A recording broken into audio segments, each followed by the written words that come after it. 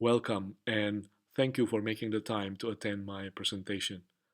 I am Rama Munajat. I currently work for the Defense Language Institute Foreign Language Center in Monterey, California.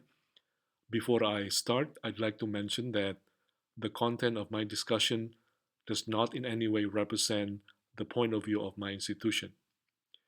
The topic that I'm reporting has something to do with types of information when someone tells a story.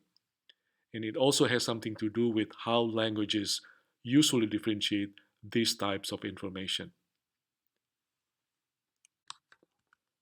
Here's the outline to help me move from one point to another point. When we look at a number of earlier studies on discourse information, they seem to have focused more on identifying components that make up a whole story. Each seems to answer a very specific question. These components form what we call the macrostructure. The studies also indicate that when someone tells a story, let's say from the beginning until the end, we will be able to identify different types of information. In this slide, I'm showing a contrast between foregrounding and backgrounding types of information. Event 1, Event 2, and Event 3 move the story forward.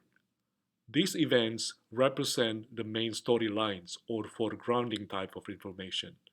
Additional information that provides more context to each event is grouped under the background type. The contrast between foregrounding and backgrounding types of information is set apart by aspect. Here I'm showing that the foregrounding type of information is associated with the perfective aspect, while the backgrounding information is related to the imperfective aspect.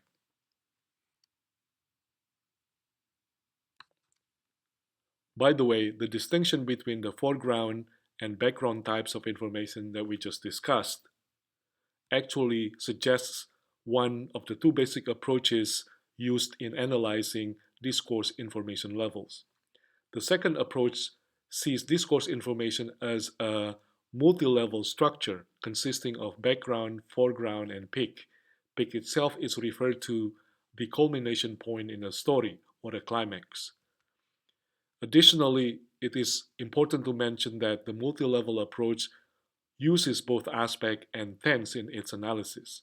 The use of tense results in the ability to further divide between ordinary and significant types of information within the background and the foreground level, respectively.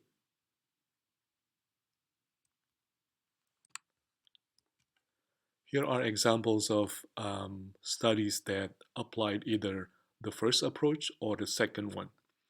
And I think it's obvious that studies number 1 until number 3 contrasted between foregrounding and backgrounding types of information. So we can kind of assume that each of these applied the first approach. As for number 4, I used a multi-level approach as the analysis expanded to include identifying the levels of information in Sundanese. Now let's look at the data that I used briefly. As you can see from the table, I had two groups of short stories that I analyzed, traditional and modern, each associated with a specific time frame in terms of publication years. The first analysis was done in 2007, and it was more focusing more on foregrounding, backgrounding, and then within each of the levels. And for the 2019 analysis, identifying peak level, I added more selected short stories published between 2016 and 2019. Now, data analysis. There were basically three steps involved in the process. In step number 1, every short story was divided into its main components, and then the components were grouped either under narrative or non-narrative segment group. These two segment groups basically correspond to foreground and background types of information, respectively. And then in step 2, these two segment groups were further analyzed using aspect and tense. The results were discourse information levels, 5 of them. Each of these levels was linguistically marked. Finally, step 3 was focused more on determining whether those linguistic markings identified in step number 2 remain the same over time by comparing traditional and modern data groups.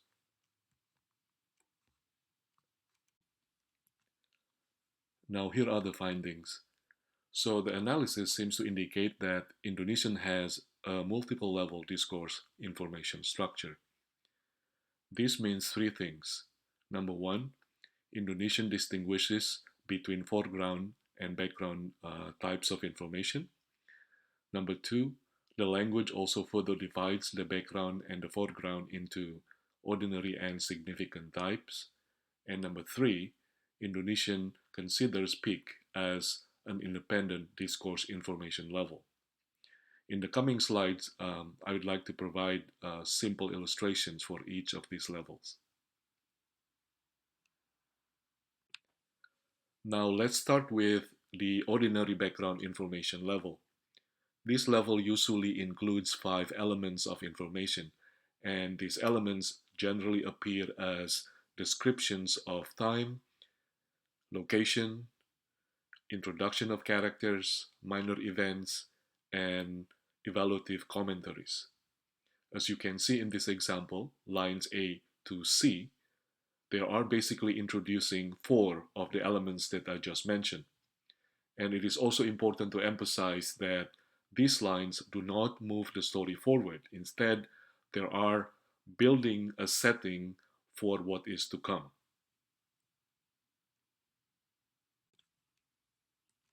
As mentioned before, each of the information levels is usually signaled using a very specific linguistic marker.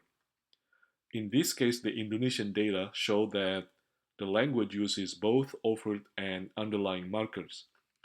For the ordinary background information level, for instance, we just discussed that this level usually contains 5 elements of information. The description of these elements generally appear in 3 different constructions: stative, existential, and progressive. The forms and the meanings of these 3 constructions are actually the attributes of the imperfective aspect. The data also suggests that the unmarked tense used to narrate is the past tense.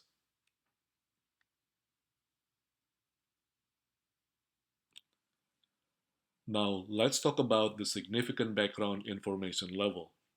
As briefly explained before, the change from the ordinary to the significant types of information is usually signaled using either a direct speech or a direct quote. The presence of this direct speech or direct quote usually interrupts the stream of ordinary background information. Let's look at the example. In this example, lines A to line C are actually introducing elements of the ordinary background information, but suddenly the stream is interrupted by line D, a child calling her mother. Now, lines A to C are the narrator's voice, but line D is the child's voice. So what happens here is that when the voice changes from the narrator to one of the characters, the change basically places the readers to witness the child's calling the mother. So following the narrator's voice and suddenly being placed at the event the child's calling the mother.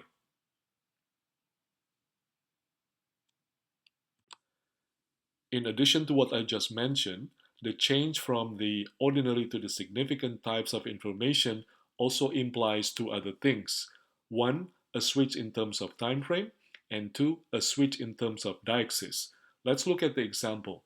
In this example, lines A and B represent the past time frame, and then line C and line D represent the present time frame conceptualized through the notion of the historical present. Now, the switch in terms of time frame takes place from B to C, and this also a switch from the distal to the proximal deixis. The key findings related to both the ordinary and the significant background information levels are summarized in this table.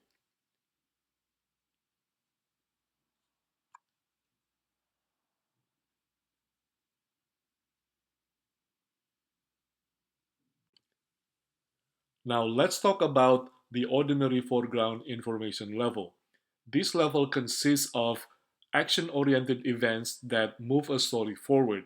These events are usually sequenced in terms of tempo, which means that the second event has to occur right after the first ends, and then the third has to appear right after the second completes. If you look at this example, the progression in this story is starting to be detected in line B. All the action-oriented events contained in line B, line C, and line D seems to appear generally in active voice construction. The data also show that ordinary foreground events also appear in the passive voice construction, as indicated in line B.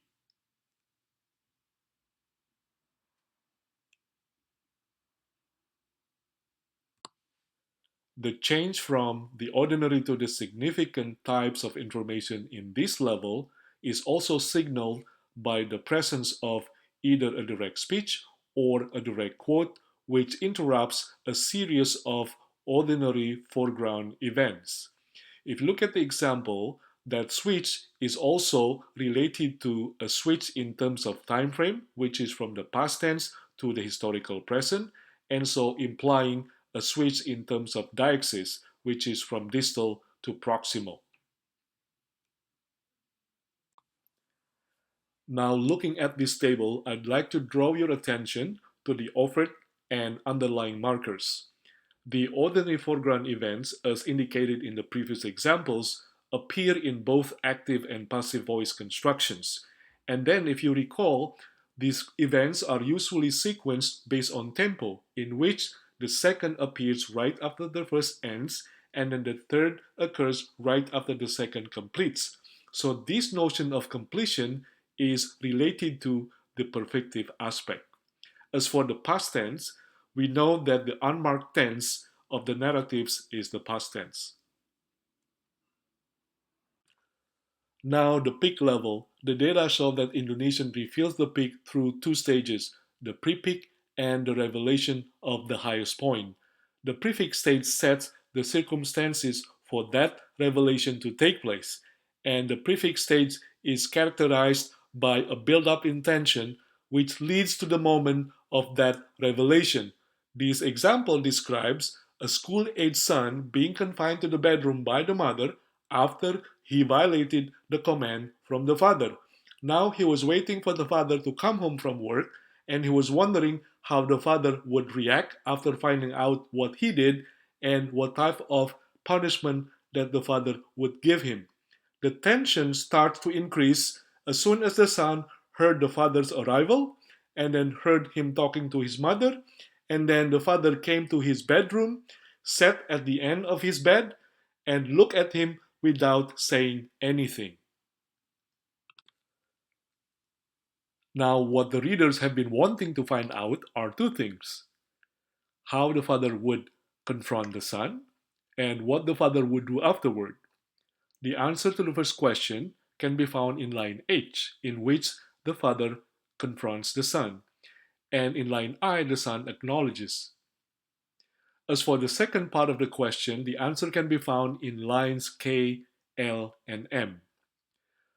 Please notice that the whole process of revealing the peak level or the revealing of the highest point, in this case, is being done through the direct speech.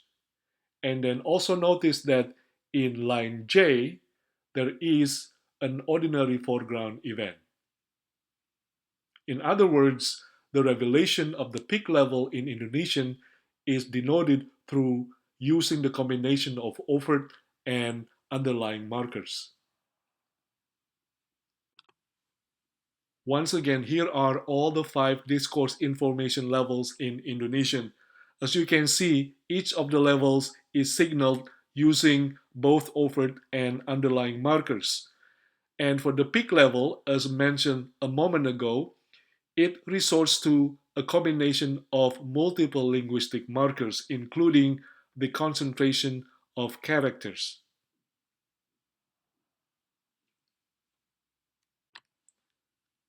As my closing notes, I'd like to emphasize that for future research, it is important to include authors' demographics, types of text, and compatible data from spoken discourse. Thank you.